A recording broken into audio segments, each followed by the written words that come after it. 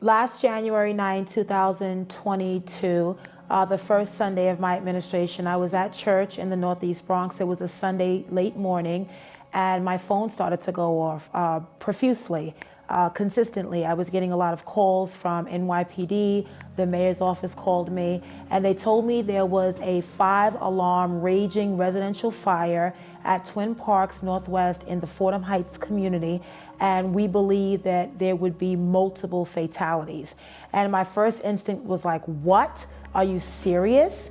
And I immediately left service and I raced over to 333 East 181st Street to Twin Parks, and what I saw was complete chaos.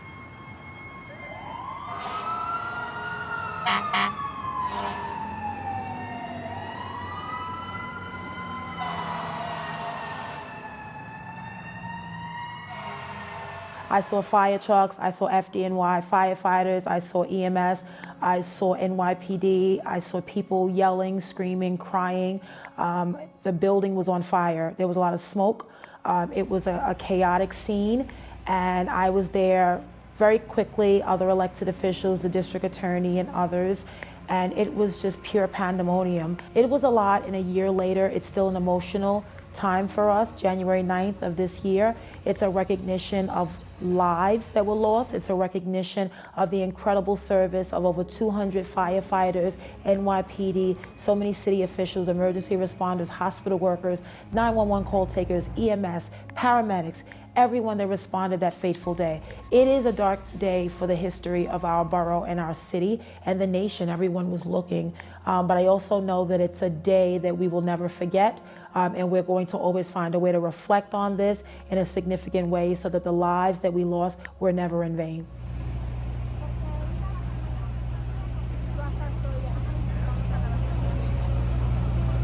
Leading up to the celebration of life for the victims we lost wasn't an easy process because we had to make sure that we identified the victims that were in the morgue, that were in the hospitals. Many of them had similar last names, so it took us a little bit of time.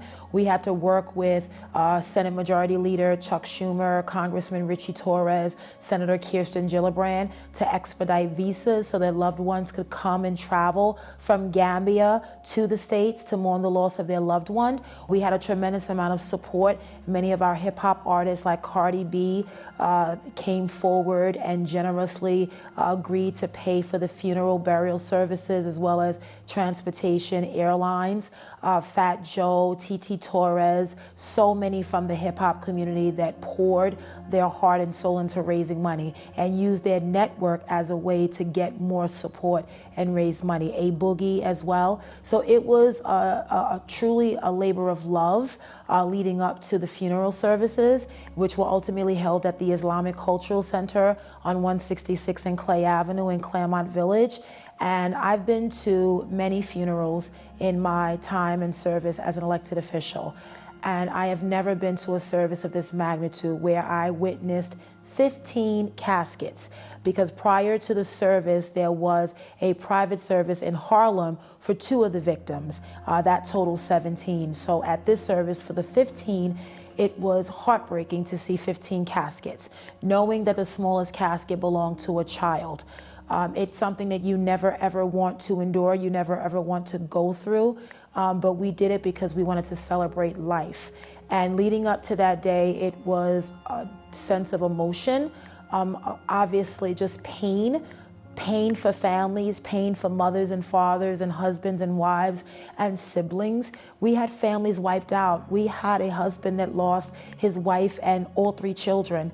And it's painful when you feel that, you know, you've lost everything, but somehow you find solace in standing firm in your faith and knowing that God is able and there's nothing that He will allow you to go through that He won't allow you to sustain yourself. It was an emotional time, and we had a lot of support, a lot of political support, many elected officials at every level, from the governor, lieutenant governor, the mayor, deputy mayors, the district attorney, all the elected officials that really came together. If you look at the city of New York in the last 50 years, all of the major residential fires have happened in the Bronx. From the Happy Land fire, to the fire in Highbridge, to the fire in Belmont, and now Twin Parks. 4 devastating fires that really affected immigrant families.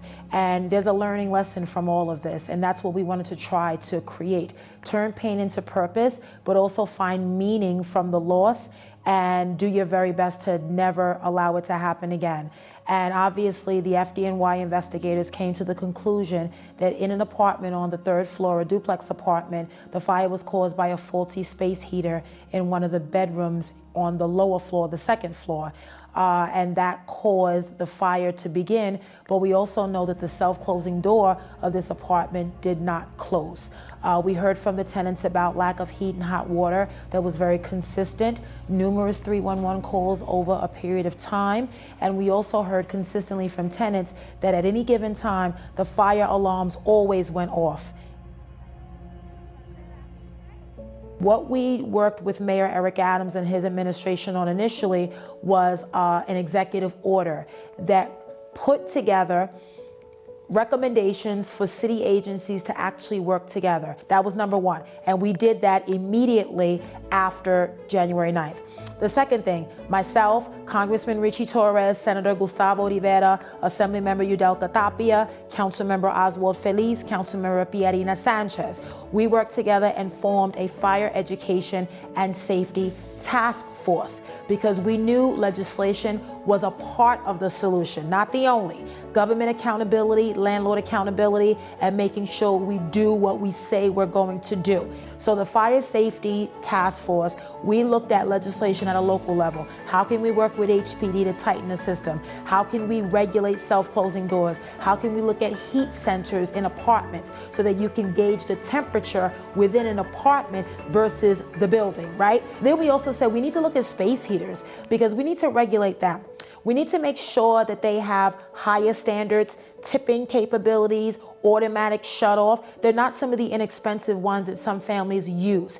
And we don't want space heaters to be running more than 24 hours. You can't put them near bedding and curtains and things like that where they're flammable, right? And they'll cause a fire. So we learned a lot of these things, and we worked with HPD, we worked with Councilmember Feliz, and we introduced an omnibus package related to fire safety. And unfortunately, we're doing this as a result of what happened on January 9th. And that's something that forever will pain me because I don't like to be reactionary. I like to be preventative.